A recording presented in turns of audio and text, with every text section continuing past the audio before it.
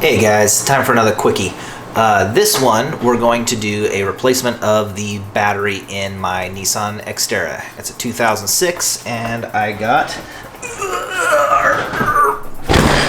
a Optima yellow topper to put in there. I'm gonna show you everything you're gonna need to get one of these guys put in. So let's go through the stuff real quick. Okay, first thing, when you're dealing with batteries, you're gonna want some nitrile gloves. These guys picked up at Harbor Freight. They're just large, latex-free nitrile gloves. It's gonna protect you from any acid that you might run into when you're cleaning the battery terminals off.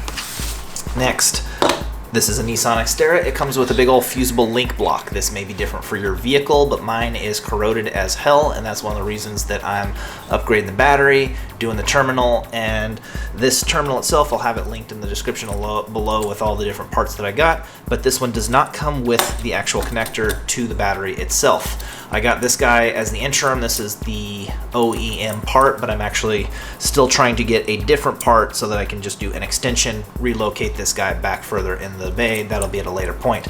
But for now, I got the stock connector, the fusible link, my gloves, and again, this doesn't come with all the parts, so I had to get myself an extra, I believe this was a 5/16 size nut that threads on there for one of the connections. I still need another one for this side. I'm not sure what the size is on it, but I'll just pull the spare off that is currently connected to the fusible link in there because that one's not corroded. Next part, you're gonna need some wire brushes. I've got this guy here, and then also one of these guys, which is a battery lead terminal wire brush. This is for cleaning off the inside of these guys. The battery's brand new, so I don't need any other wire brushes really for that side. Pick up some battery terminal protector sealer is another big one. Highly recommend this stuff to prevent long-term corrosion. And also going along with battery corrosion protection, you're going to want to get yourself some anti-corrosion washers, the little blue and green and red donuts that go around the battery terminals. Also have yourself some shop rags and some cleaners of some kind, and let's get out to the car and see what we can do for the install.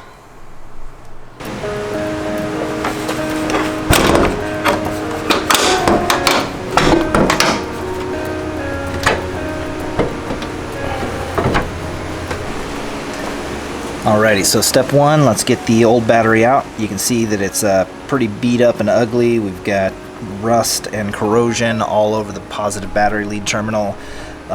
Negative battery lead terminal is still pretty good, but this whole block here is what we're replacing today. Good old 12mm socket.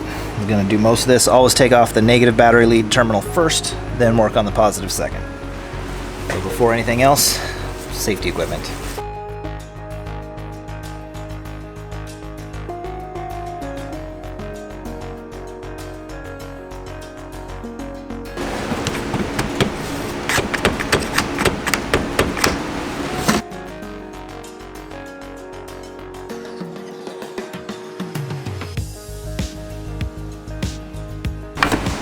Alrighty, so on my battery I have it a little less than stock already.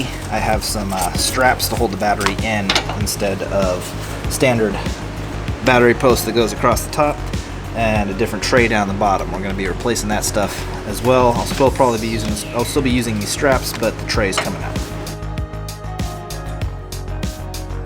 Now, if you look down in here, you can see my donut that came off the old battery. I've been looking for that for a little while. Finally found it. Just go ahead and throw that away because it won't be used anymore. But I put this aftermarket tray in just to catch everything. It didn't quite fit. It's a lot bigger than what was necessary, but the Optima tray comes with, or the Optima battery comes with a new tray that will replace that.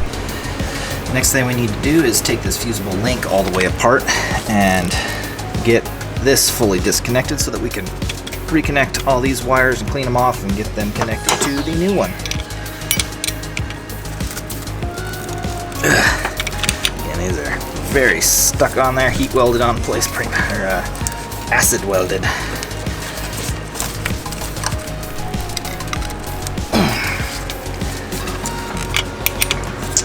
A little bit of electrical lead cleaner might be a good idea to have on hand for this as well. Fortunately, I don't have any today. Gonna have to figure out another way to get that off of there. Maybe a little bit bigger of a persuader here, but I need some way to hold this in place so it doesn't bounce all over the place while I'm banging on it.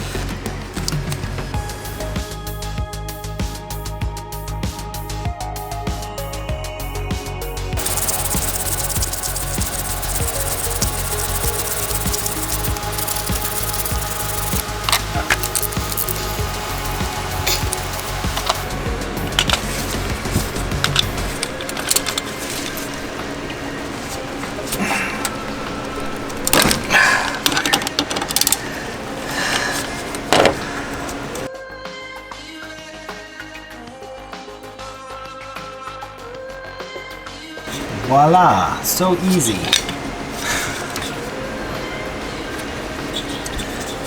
But yeah, if we inspect this part, you can see we're just having tons of corrosion buildup underneath, all over the top. We had some of these nuts were completely destroyed on there. The one that was connected to the smaller post, not looking too bad, but the one that was connected to the big post had a lot of corrosion buildup over on that side, and that's where the battery protectant comes into place, because you use that stuff and you spray it all over these guys and they're less likely to corrode over time. You will pick up more dust and everything like that will stick to it and it'll look all ugly and have to clean it more frequently, but it will keep these parts from failing. Alrighty, for getting the old battery tray out, I got a 5/16 screw down in there. I already got that one loose, and got one more right over here. Those are just some self-tapping screws that I put in there just to hold this extra oversized battery tray in there. Way too big for this application, so you can see I had to trim it down to even make it fit initially. We'll get rid of that guy and we'll get the good battery tray in there. But first, let's vacuum this out.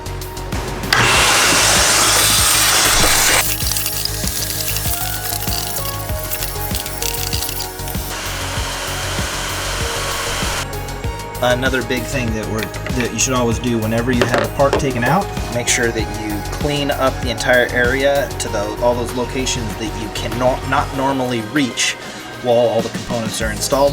So I'm going to go ahead and off camera get in here with some cleaners and do a really deep clean, and then we'll come back when we're getting ready to put the battery back in. Just a quick size comparison so you can see the old battery compared to the Optima that I'm getting ready to put in there.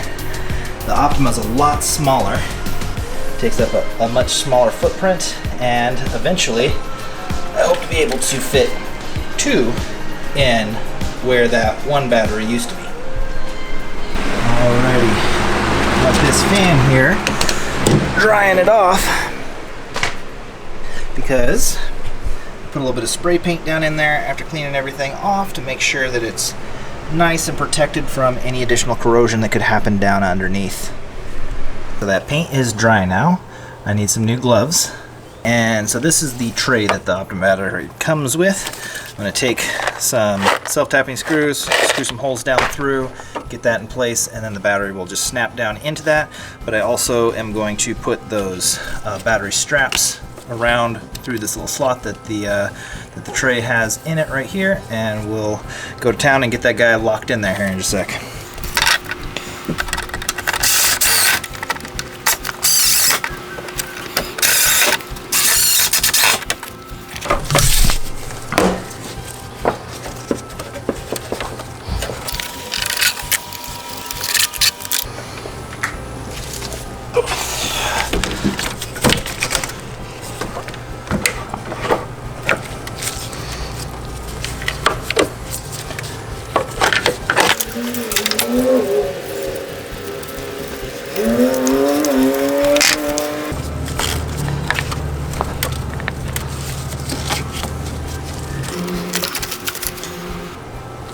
So now that we got those connectors on the bottom, we need to hook these guys up. But before we connect everything up, we want to use a little bit of dielectric grease on the connectors. This is another one of those corrosion preventative measures. Just get a little bit of this. It will insulate. Dielectric grease will allow electricity current to pass through it, but prevents that heat corrosion buildup. So I can get it all over the connection point where these guys are going to be hooking together. And a little bit on that side, a little bit on this side. I'll make sure they cover the pretty much the whole thing, both the connection plate and the threads of the bit. There we go, get it all over those bits, and that's why those rags are handy. This puppy went off to the side, this one connected over the top, and then we thread that guy on.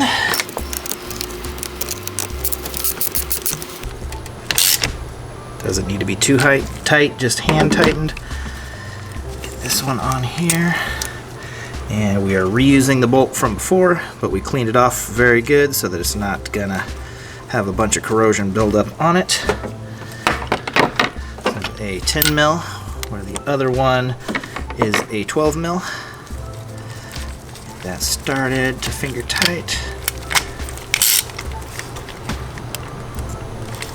And again, do not over tighten. Next we need the positive terminal, so let's get this guy ready to go. It's a pretty easy one. It's got a post built in that's held in there captively on the bottom. Comes up through the bottom and hooks in there. This is really useful too if you want to relocate, which I'm planning on doing eventually. I can just hook a battery wire extension in there, and I'm going to relocate this guy back down in further so that's a little bit better protected and out of the way. That one again is the same 12 millimeter socket as the big post back here. Good to go. Let's not have any premature connections there. The next step is going to be our anti-battery corrosion donuts. Red for the positive, green for the negative. Now we can connect our positive power terminal up. That's a 10 mil socket on there.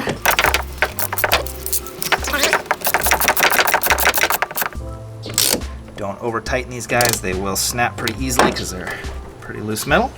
Then we want to take some of our battery protector sealant, and this is a gooey mess that's going to kind of cover everything. I like to kind of get in a little bit close, touch up all the areas that are exposed, and wipe off any excess because this stuff does leave a nasty sticky residue everywhere and dirt likes to connect to it. Let's move on to the negative terminal and we're done. That one is just a little bit larger than a 10 mil. I think it's a standard size, it's not a metric. So let me find out what size that is and I will be right back. We have identified our negative battery terminal as a 1/2 inch. Woo, a little bit of spark there. Connector up, and we have power. No need to over tighten, but just make sure that it's nice and connected. And again, spray a little bit of that battery terminal goo on there. This time I'm gonna shield it a little bit so I don't get so much all over the battery lid.